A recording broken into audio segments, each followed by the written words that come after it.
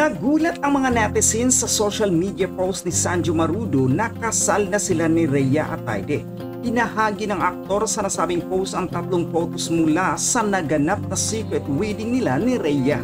Una ang picture nila ni Rhea na magka-holding hands. Sumunod ang kanilang wedding cake na may dog and cat na design at ang huli ay ang photo nilang dalawa. Sa kanyang caption ay binati niya si Rhea para sa kaarawan nito na tinawag niyang wife. At sa caption nga ang araw ng kanilang wedding na ika-32 na birthday rin ni Rhea. Kahit kasal na, wala pa rin kumpirmasyon mula sa bagong kasal ang balitang buntis na ang kapamilya actress. Marami naman ang natuwa na hanggang sa wedding ay para pa rin silang kambal ng kanyang kapatid na si Arjo Atayde dahil July lang last year naganap ang wedding nito kay Men Mendoza. Limited lamang ang comment section ng nasabing post ni Sanjo sa Instagram kaya mga taga-showbiz lamang ang nakabati sa kanila. Ilan sa mga artistang unang bumati ay sina Angelica Panganiban at Jake Ejercito. Third with heart emoji naman ang comment ng kanyang hipag na si Men Mendoza.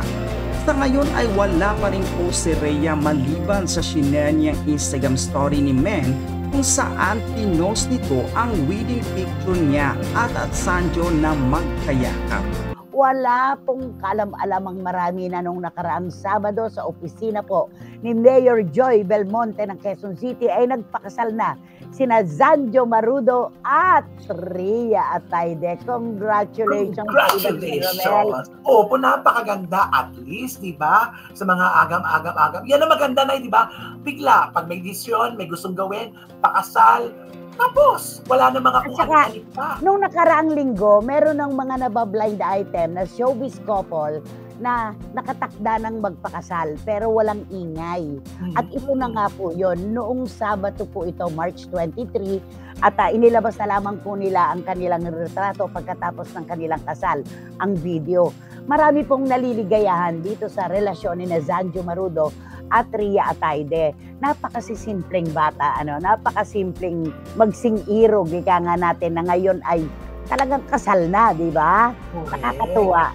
At syempre po, kompleto rin naman ang kanilang mga pamilya dun sa kanilang kasal. At si Tito Art at saka si Ibiang, dalawa na ang anak na may asawa ngayon. Dalawa na rin ang magbibigay sa kanila ng mga apo. Di ba naman? Yun maganda, positibo mga pangyayari. Kaya naman nakangiti tayong lahat para sa mga ganyang kwento. Alam mo yun? Walang ingay Walang ingay ito. Di ba? Tahimik. Eto, sabi ni Juris Dr. Channel, congratulations Mr. and Mrs. Marudo.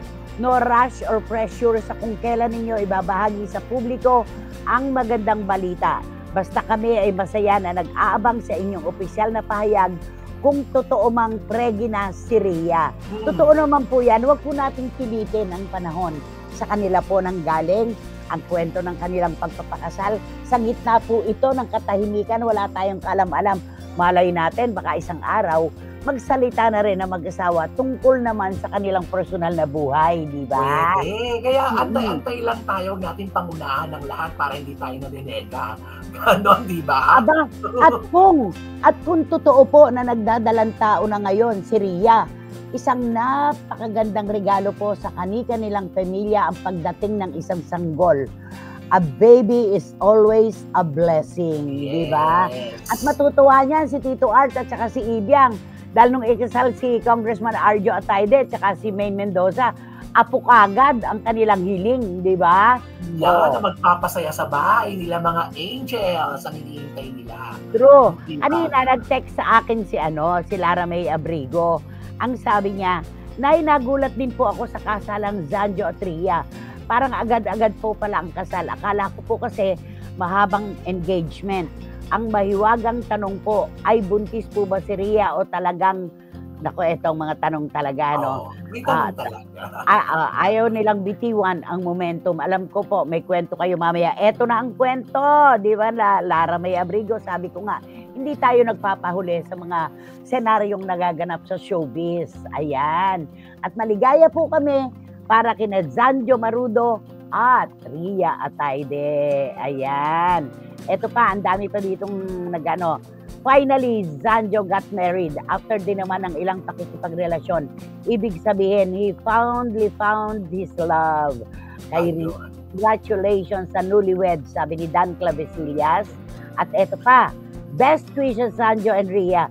Kailan kaya natin sasabihin ang best wishes kay Bea at kay Dom? Mangyari pa kaya? Mamaya meron tayong dito. Ito ang ating tatalakayin mamaya. Di ba naman? Si Tita Julie Paras nakakatawa. Talaga raw ang mga CFMers, mga SNNers, namumula pa rin ang hasang sa mga chika. Di ba? Yes. Sana magtuloy-tuloy na ang balik loob ng mag-inang Sara at Mami Divine. Eto na nga! Ayan, masaya tayong lahat para sa mag-ina at eto na nga yun. Bago natin talakayin si Mami Divine at saka si Sara, eto muna ang mga komento.